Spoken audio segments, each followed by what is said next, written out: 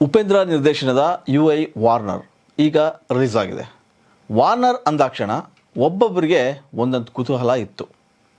Teaser okay, trailer okay, ಇದೆಂಥದ್ದು Warner ಎಂಬ ಪ್ರಶ್ನೆ ಎಲ್ರಿಗೂ ಕಾಡಿತ್ತು.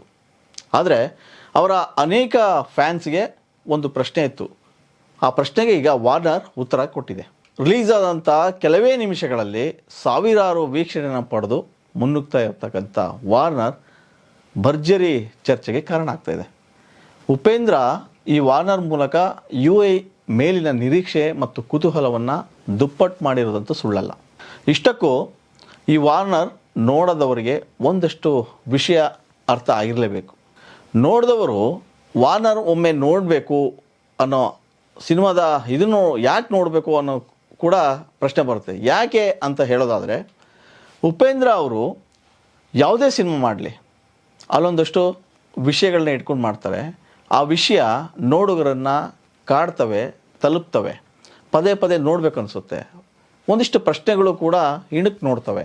ಇಲ್ಲೂ ಕೂಡ ಅಂಥದ್ದೇ ಒಂದು ಗಂಭೀರ ವಿಷಯನ ಇಟ್ಕೊಂಡು ಉಪೇಂದ್ರ ಅವರು ವಾರ್ನರ್ ರಿಲೀಸ್ ಮಾಡಿದ್ದಾರೆ.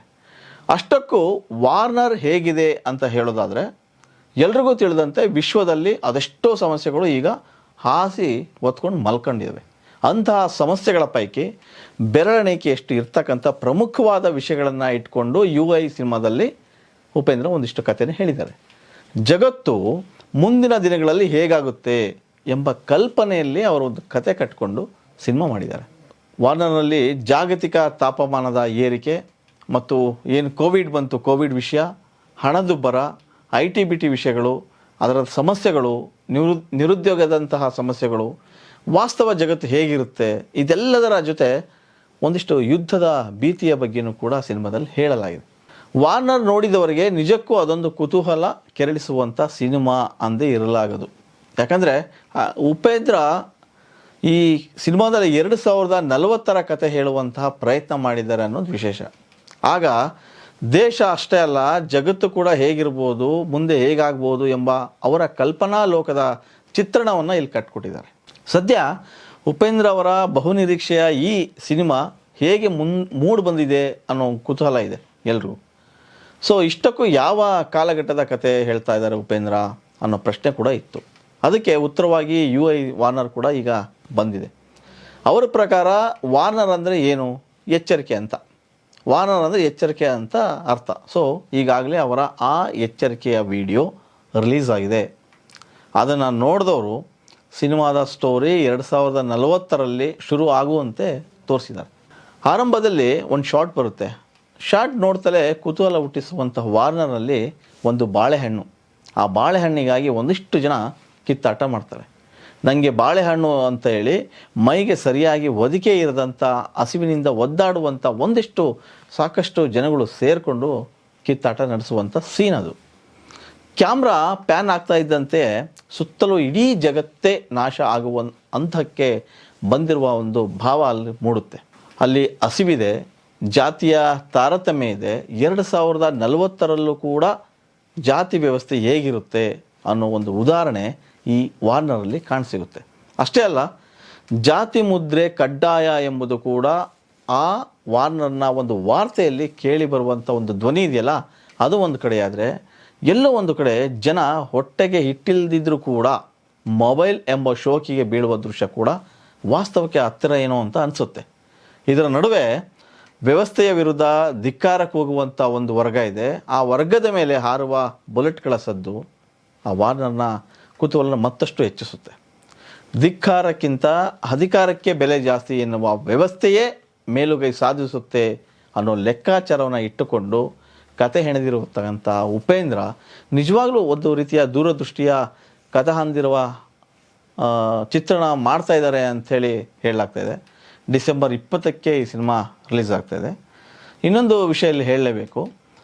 ವಾರ್ನರ್ ನೋಡಿದವರಿಗೆ ಒಂದು ಸಣ್ಣ ಝಲಕ್ ತೋರಿಸಿದ್ದಾರೆ ಉಪೇಂದ್ರ.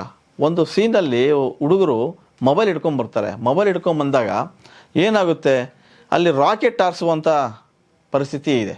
ಅಂದರೆ ರಾಕೆಟ್ ಹಾರೋಗುತ್ತೆ, ಆದರೆ ಆ ಹುಡುಗ ಹೋಗ್ತಾ ಹೋಗ್ತಾ ಕೆಳಗಡೆ ನೆಲಕ್ಕೆ ಬೀಳ್ತಾನೆ. ಸೊ ನೀವು ಇರುವಂಥ ರಸ್ತೆಯೇ ಸರಿ ಮಾಡೋಕ್ಕಾಗಲ್ಲ, ತಗ್ಗುಗುಂಡಿಗಳಿವೆ. ಅಂಥ ವ್ಯವಸ್ಥೆಯಲ್ಲಿ ನೀವು ಹೇಗೆ ರಾಕೆಟ್ ಹಾರಿಸ್ತೀರಿ, ರಾಕೆಟ್ ಹಾರ್ಸಕ್ಕೆ ಹೋಗ್ತೀರಿ, ಫಸ್ಟು ಇದನ್ನ ವ್ಯವಸ್ಥೆನ ಸರಿ ಮಾಡಿರಿ ಅನ್ನೋದು ಸಣ್ಣ ಚುಟುಕನ್ನು ಉಪೇಂದ್ರ ಅವ್ರು ಬಿಟ್ಟಿದ್ದಾರೆ ಅಂತಲೇ ಹೇಳ್ಬೋದು. ಅದೇನೇ ಇರಲಿ, ಜಗತ್ತಿನಲ್ಲಿ ಅಂಗೈನಲ್ಲಿ ಇವತ್ತು ಮೊಬೈಲ್ ಬಂದಿದೆ. ಆಗಲೂ ಕೂಡ ಜಗತ್ತಲ್ಲಿ ಅನ್ನಕ್ಕಿಂತ ಮೊಬೈಲ್ ಹಾವಳಿಯೇ ಹೆಚ್ಚಾಗುತ್ತಾ, ಜಾತಿ ವ್ಯವಸ್ಥೆ ಕೊನೆ ಆಗುವುದೇ ಇಲ್ವಾ ಅನ್ನುವ ಸೂಕ್ಷ್ಮ ಒಳ ಅರ್ಥವನ್ನು ಕೂಡ ಉಪೇಂದ್ರ ಇಲ್ಲಿ ಬಿಡಿಸಿಟ್ಟಿದ್ದಾರೆ. ಅಂದಾಗೆ ಈ ಸಿನಿಮಾದಲ್ಲಿ ಉಪೇಂದ್ರ ಜೊತೆ ರೀಶ್ಮಾ ನಾಣಯ್ಯ ನಟಿಸಿದ್ದಾರೆ, ಇಂದ್ರಜಿತ್ ಲಂಕೇಶ್ ನಟಿಸಿದ್ದಾರೆ, ಸಾಕಷ್ಟು ಕಲಾವಿದರಿದ್ದಾರೆ. ಸಿನಿಮಾವನ್ನು ಅದ್ಧೂರಿಯಾಗಿ ನಿರ್ಮಾಣ ಮಾಡಿದ್ದಾರೆ. ಲಹರಿ ಸಂಸ್ಥೆಯ ಜಿ ಮನೋಹರನ್ನು, ಕೆ ಪಿ ಶ್ರೀಕಾಂತು ಇವರೆಲ್ಲ ಕೂಡ ದೊಡ್ಡ ಮಟ್ಟದ ನಿರ್ಮಾಣಕ್ಕೆ ಸಾಥ್ ಕೊಟ್ಟಿದ್ದಾರೆ. ಅಜಿನೀಶ್ ಲೋಕನಾಥ್ ಅವರ ಸಂಗೀತ ಕೂಡ ಸಿನಿಮಾದಲ್ಲಿ ಮಾತಾಡುತ್ತೆ. ಈಗಾಗಲೇ ಟ್ರೋಲ್ ಆಗುತ್ತೆ, ಟ್ರೆಂಡ್ ಆಗುತ್ತೆ ಅನ್ನೋ ಸಾಂಗ್ ಇದೆಯಲ್ಲ, ಅದು ಸಿಕ್ಕಾಪಟ್ಟೆ ಸುದ್ದಿ ಆಗ್ತಿತ್ತು. ಸೊ ಈಗ ಉಪೇಂದ್ರ ಅವರು ಬಿಟ್ಟಿರುವಂತಹ ವಾರ್ನರ್ ಕೂಡ ಅದೇ ಹಾದಿಯಲ್ಲಿದೆ. ಅದಕ್ಕೆ ಹೇಳೋದು ಉಪ್ಪಿ ಗ್ಲೋಬಲ್ ನಿರ್ದೇಶಕ ಅಂತ. ಜಾಗತಿಕ ವ್ಯವಸ್ಥೆಯ ದೂರದೃಷ್ಟಿ ಇಲ್ಲಿ ಕಾಣ್ತಾ ಹೋಗ್ತದೆ.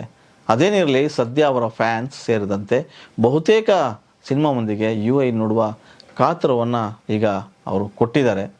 ಒಂದಂತೂ ನಿಜ, ವಾರ್ನರ್ ನೋಡಿದವರಿಗೆ ಸಿನಿಮಾ ನೋಡಲೇಬೇಕು ಅಂತ ಅನಿಸುತ್ತೆ. ವಾರ್ನರ್ ಒಂದೇ ಸಾಕು, ಜಗತ್ತು ಹೇಗೆಲ್ಲ ಇರುತ್ತೆ, ಹೇಗಾಗಿದೆ, ಹೇಗಿರುತ್ತೆ ಅನ್ನೋ ಸಣ್ಣ ತುಣುಕನ್ನು ಅಲ್ಲಿ ಕಟ್ಟಿಕೊಟ್ಟಿದ್ದಾರೆ. ಸಿನಿಮಾ ಪೂರ್ತಿ ಜಾತಿ ವ್ಯವಸ್ಥೆ ಅಥವಾ ಏನು ಉದ್ಯಮಿಗಳ ಕೈಲಿ ಹಿಡಿತಕ್ಕೆ ಸಿಗಂಥ ವ್ಯವಸ್ಥೆ, ಒಂದು ಅಧಿಕಾರದ ವ್ಯವಸ್ಥೆ, ಇದು ಮೇಲ್ನೋಟಕ್ಕೆ ಹೆಚ್ಚಾಗಿ ಕಾಣುತ್ತೆ. ಹಿಂದಿನ ಸಿನಿಮಾಗಳಲ್ಲೂ ಕೂಡ ಉಪೇಂದ್ರ ಈ ಅಂಶಗಳನ್ನೇ ಹೇಳ್ತಾ ಬಂದಿದ್ದರು. ಈಗ ಒಂದಿಷ್ಟು ವಿಭಿನ್ನವಾಗಿ ಜಾಗತಿಕ ಮಟ್ಟದಲ್ಲಿ ಜಗತ್ತು ಈ ಕಾಣುತ್ತೆ ಅನ್ನೋದನ್ನು ಕೂಡ ಹೇಳ್ತಾ ಹೋಗ್ತಾರೆ ಅನ್ನೋದು ಈ ವಾರ್ನರ್ನಲ್ಲಿ ಕಾಣುತ್ತೆ. ಅದೇನಿರಲಿ, ನಿಜಕ್ಕೂ ಹೇಳೋದಾದರೆ ಈ ವಾರ್ನರ್ ಸಖತ್ತಾಗಿದೆ. ನೋಡಿದವರೆಲ್ಲ ಸಾಕಷ್ಟು ಕಾಮೆಂಟ್ಸ್ ಮಾಡ್ತಾ ಇದ್ದಾರೆ. ಸದ್ಯಕ್ಕೆ ವಾರ್ನರ್ ಬಂದಿದೆ.